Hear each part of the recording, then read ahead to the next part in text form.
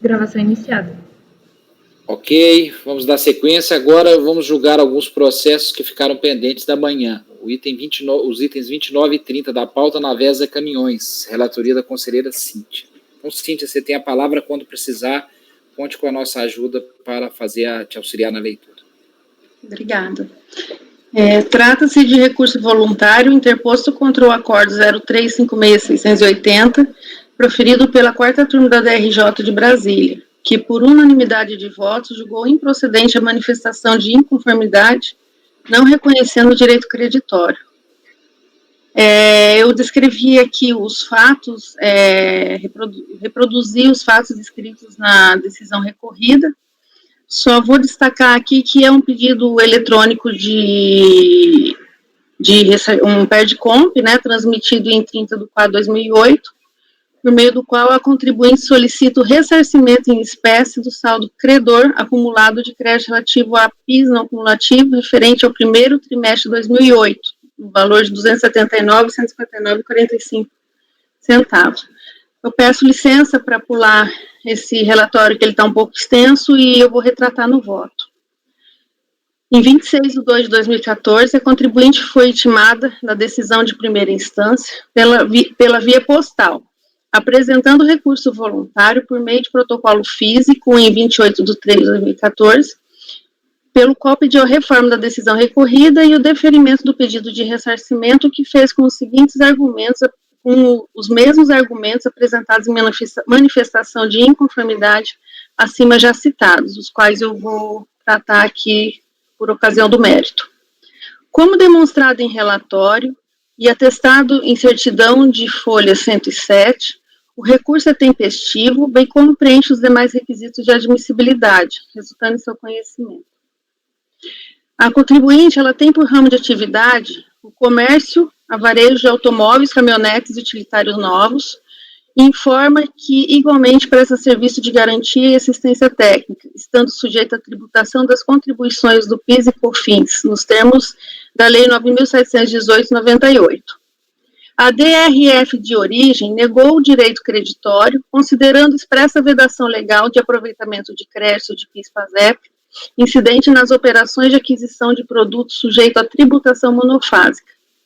Concluiu a autoridade fiscal em relatório de análise do pedido de ressarcimento que, em razão da técnica legalmente implementada de tributação concentrada nos fabricantes e importadores dos veículos classificados nos códigos 8701 a 8706 da TIP e dos produtos relacionados aos anexos 1 e 2 da Lei 10.485/2002, as receitas auferidas pelos comerciantes atacadistas e varejistas com a venda desses produtos são submetidas à alíquota zero da contribuição para o PIS/PASEP. Contribuição para o PIS/PASEP, sendo expressamente vedado de outra parte o aproveitamento de crédito em relação às aquisições desses bens, não tendo que se falar, portanto, em direito a ressarcimento dos mesmos. A DRJ de origem manteve o despacho decisório por entender que a contribuinte insiste numa interpretação mais ampla do conceito de aproveitamento de crédito de PIS, incidente nas operações de aquisição de produtos sujeitos à tributação monofásica concentrada. Igualmente fundamentou o julgador de primeira instância que a legislação tributária veda expressamente o aproveitamento do crédito no valor referente à aquisição no mercado interno para revenda dos produtos decorrentes de vendas de máquina e veículos classificados nos códigos 8701 a 8706 da TIP. Argumentou a recorrente em defesa que deveria ser enquadrada no campo de plurifasia com alíquota zero.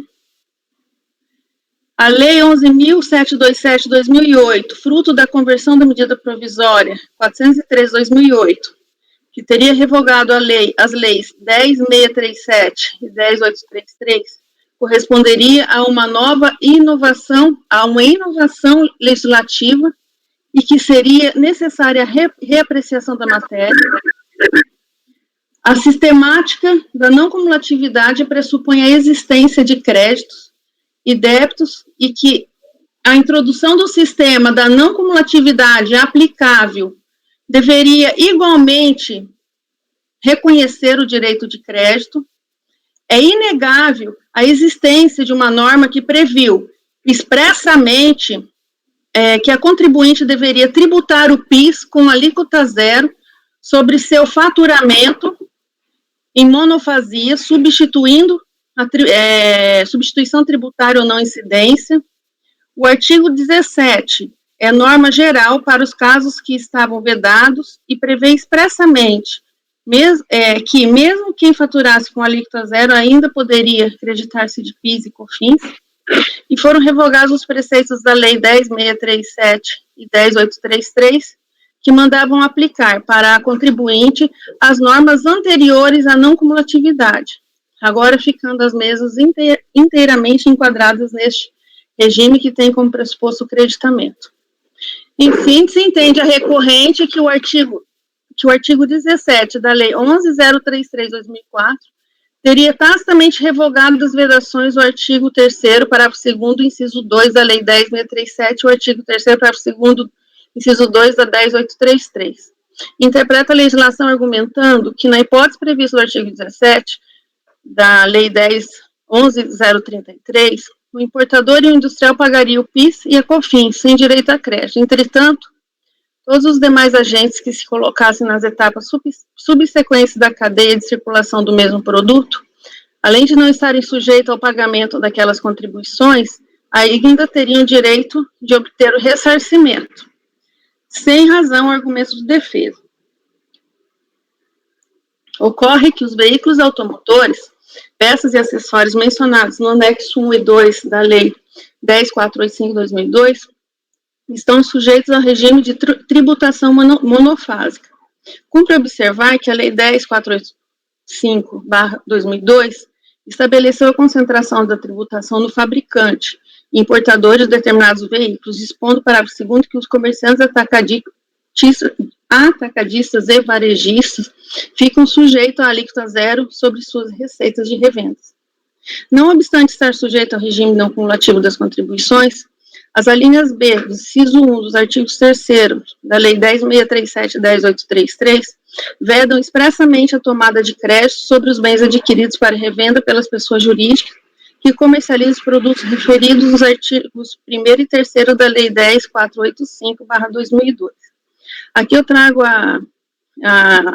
reproduzo os dispositivos, o artigo 17 da Lei 11.033 e o artigo 3º, parágrafo 2º, inciso 2, no caso aqui da Lei 10.637, para tratar de PIS.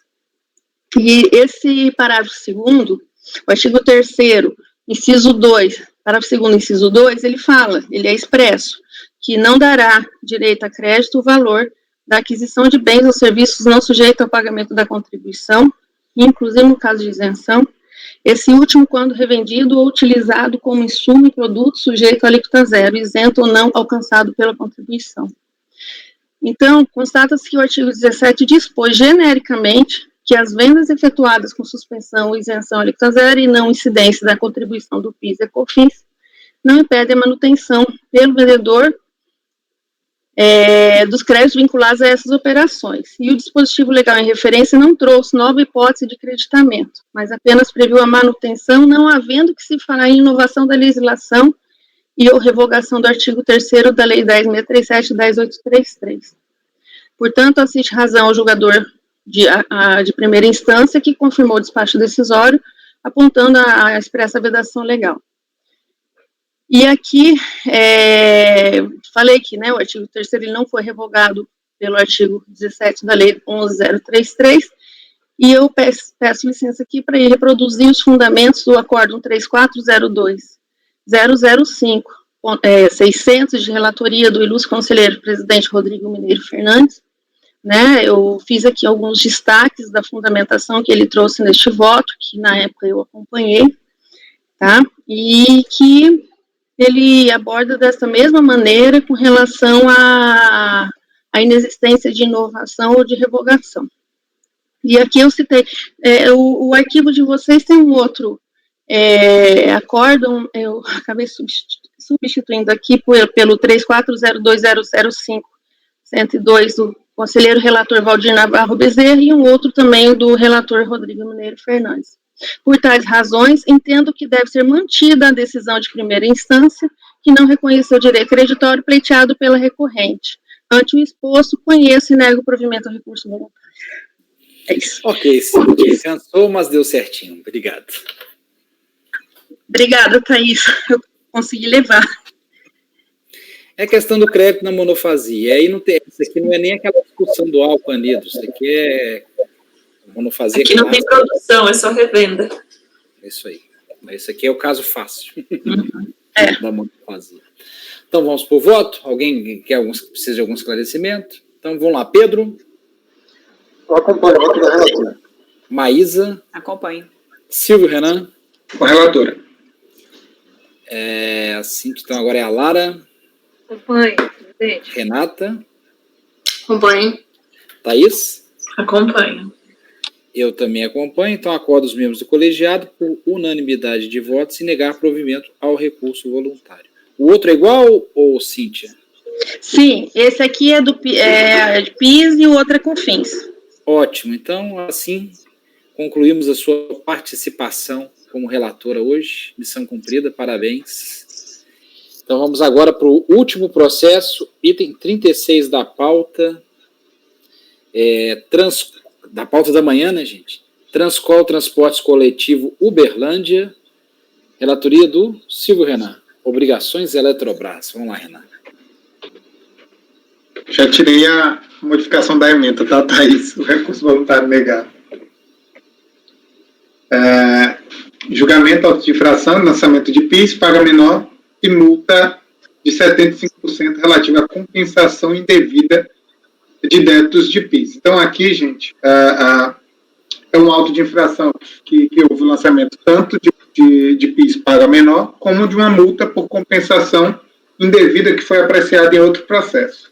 Essa diferença de tributo, ela não é nem objeto do litígio, tá? Aqui só restou para apreciação pelo CARF a multa de 75% em relação à compensação indevida. E outro detalhe, esse processo é somente o processo de multa. O processo de compensação em si, seria o principal, é o processo 2490. Essa compensação é aquela já conhecida, que inclusive hoje é simulada, né, que é as declarações de compensação referente a empréstimo compulsório de obrigações das centrais elétricas brasileiras Eletrobras. Então, o processo principal tratava da compensação com esses créditos. Tá? Em virtude da decisão, foi lavrado o presente processo, que indeferiu, né, a compensação com esses créditos, e o contribuinte apresentou a impugnação à DRJ Rio de Janeiro, por unanimidade, entendeu por não estar dado ao litígio quanto às exigências, às diferenças, como a gente já explicou, e que o lançamento é procedente em relação à multa de 75% pela compensação indevida. O contribuinte ele traz uma série de argumentos, então a gente vê aí, vai do item A até o item J. Grande parte deles se refere unicamente à compensação em si, e não cabe aqui no processo exclusivo de multa a gente julgar novamente aquilo que já foi apreciado no processo principal. Esse processo ele já foi pautado para julgamento em setembro de 2018 e ele foi sobrestado até que houvesse a decisão definitiva do processo principal. E agora que houve, já passando ao voto, né, que houve a decisão definitiva do processo de compensação, esse processo específico de multa retornou para a pauta de julgamento do CARF. Então, digo que serão conhecidos nesse processo administrativo somente os argumentos específicos em relação ao auto de infração e já adianto o não conhecimento dos argumentos relativos ao pedido de restituição e à declaração de compensação apreciados no bojo do processo final 2004-90. Quanto às diferenças de contribuição, também ausência de questionamento não é litígio. Então, resta a apreciação dos argumentos relativos ao lançamento das multas. Os primeiros argumentos do contribuinte são os que a gente já costuma verificar em recurso voluntário, a questão do caráter confiscatório, princípio da capacidade contributiva. Então, são todos argumentos voltados em jurisprudência de processo judicial, a matéria doutrinária, mas, como a gente sabe, aqui no âmbito do CARF, resta a aplicação da súmula CARF número 2, né, para esses casos não há possibilidade de apreciação. O contribuinte ele vai ressaltar também a possibilidade de redução... desculpa, eu estou lendo errado. Pronto, então, essa parte de princípio da capacidade contributiva e caráter confiscatório está ok. O outro ponto é que a legislação vigente à época de observância obrigatória pelo CARF é simples e direta, como abaixo se transcreve, que são os outros pontos de argumento do contribuinte. Então, eu trago a legislação de regência, a Lei 10.833, que falava do lançamento de ofício do artigo 90 da MP 2158, e o MP 2158, por sua vez, falava que serão objetos de lançamento de ofício aquelas diferenças apuradas em declaração de compensação sujeito passivo, que já é conhecido do colegiado. Então, o que a gente está tratando aqui é a multa por compensação indevida. Tá? Ora, existindo lei vigente determinando a imposição de multa, de alíquota de 75%, não caberia este colegiado não aplicar a essa multa a alíquota determinada de 75%, tá? Que é justamente aí a questão da aplicação da súmula CARF número 2. O outro argumento do contribuinte, ele denomina do expurgo da multa. Está em negrito, tá? Onde eu vou começar. Em síntese, apesar de difícil compreensão do que exatamente pretende defender, o contribuinte ele destaca que, enquanto não prolatada uma decisão definitiva sobre o pedido de restituição, deve permanecer a extinção do crédito tributário sob condição resolutória, ou seja, não haveria sentido a imposição de multa até que se tenha a decisão definitiva em relação ao crédito. Então, eu também vou afastar esse argumento. A multa ela é imposta a partir do momento que se constata a infração. Não é necessário você aguardar o julgamento definitivo do processo administrativo para só, então, realizar o lançamento da multa. Falo isso, trato do artigo 21, parágrafo 4º da IN 210 de 2002, citada pelo contribuinte. Ele fala que deve ter a decisão sobre o processo principal, mas não fala a decisão definitiva de mérito. Não é necessário o CARF terminar o julgamento definitivo para só, então, realizar a lavratura da multa. A gente sabe que isso é passivo. Vamos lá. De fato, foi permitido ao contribuinte vincular declarações de compensação ao pedido de restituição. Entretanto, a restituição e a compensação foram apreciadas em conjunto, não cabendo se falar em pendência dessa decisão administrativa. Afinal, a instrução normativa refere-se à decisão administrativa do auditor fiscal e não do desfecho do processo administrativo fiscal. O contribuinte ele traz ainda a argumentação relativa à aplicação do artigo 100, parágrafo único do CTN, que possibilitaria a exclusão da multa, dada a observância de todos os procedimentos exigidos pela legislação. Aqui também eu vou afastar, não é caso de aplicação do artigo 100 do CTN. O contribuinte está descumprindo a legislação expressa, não é aqui caso de aplicação de normas complementares, mas sim da própria lei, como eu trago aí em breves comentários. Está feito improcedente os argumentos quanto à exclusão da multa de ofício. Por fim, a recorrente defende a não configuração da compensação indevida, capitulada no artigo 18 da 10.833, que aqui tomo liberdade de novamente expor. Esse eu acho que é o argumento assim, mais... é o argumento principal do recurso do contribuinte, que seria a caracterização da compensação indevida. É caracterizada a compensação indevida nesses casos? Nos termos do recurso, não ficou configurada qualquer hipótese normativa ensejadora da multa de ofício, posto que não existe disposição legal impossibilitando a compensação. O crédito é de natureza tributária e não houve a constatação da prática das infrações previstas nos artigos 7.1 a 7.3 da Lei 4.502. Aí é interessante até verificar o próprio texto do artigo 18 da Lei 10.833, que ela fala que essa multa pela compensação indevida, ela será aplicada unicamente nas hipóteses do crédito ou débito não ser passível de compensação por expressa disposição legal, de o crédito não ter natureza tributária, ou em que ficar caracterizada a prática das infrações do artigo 7.1 a 7.3 da Lei 4.502. Então, a argumentação do contribuinte é justamente a falta de subsunção à norma punitiva. Assim, a hipótese fática, segundo o contribuinte, não subsuma nenhuma das previsões normativas elencadas no artigo 18 da 1833. E, fundamentando-se em matéria doutrinária, inclusive emprestado do direito penal, conclui pela necessidade de cancelamento da multa. Antes de mais nada, é necessário relembrar o mérito da compensação não está sendo julgado nesse processo administrativo, mas sim nos autos do final 2004-90, já julgado definitivamente na esfera administrativa. Lá foi constatada a ilegalidade da compensação efetuada conforme abaixo se resume. E aí eu trago tanto a ementa do julgamento do processo principal, quanto as considerações do colegiado, quando julgou o processo principal. Tomo a liberdade de ler apenas a parte negritada, que diz que, da leitura dos dispositivos assim recolhidos, note-se claramente que a Secretaria da Receita Federal só é possível compensar tributos sob sua administração. Em outras palavras, a compensação só pode ser efetivada se a Receita Federal for a um só tempo órgão administrador do valor devido, bem como competente para efetuar a restituição do inverno. Percebe-se que restou concluído no processo principal a ilegalidade da compensação efetuada, sendo contrário ao disposto no artigo 74 da Lei 9.430. Em verdade, se fosse procedente o argumento da recorrente da inexistência de substituição do fato à norma, não se falaria sequer da não homologação da compensação, quanto mais da incidência da multa de ofício.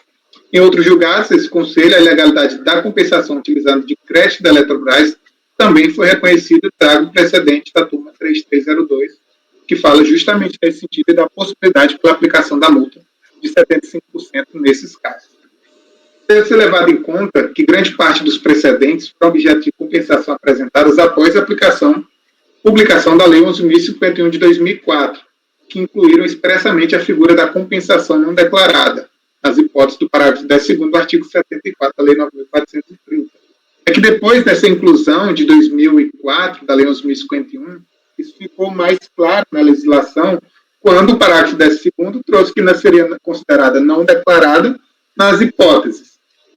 E aí, não se refere a tributos e contribuições administrados pela Secretaria da Receita Federal.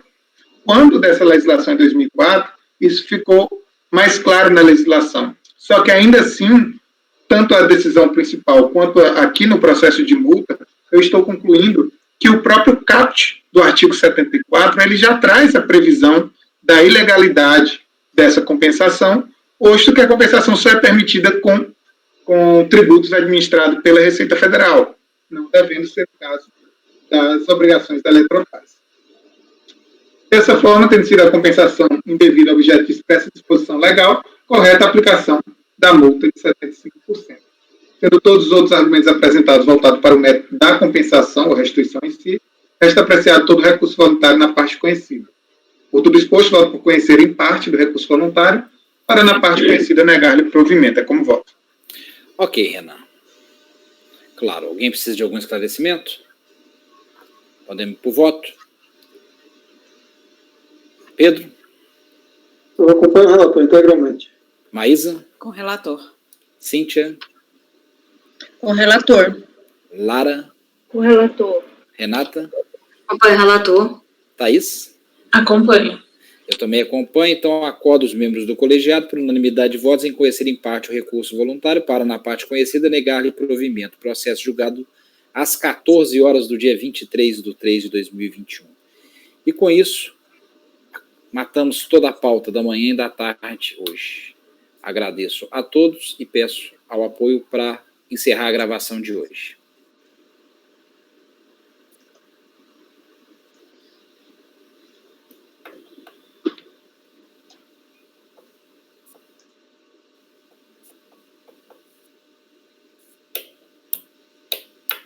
Patrícia? Só um minuto, presidente. Ok. Deu para ver que minha luz voltou, né? Tava tudo escuro aqui.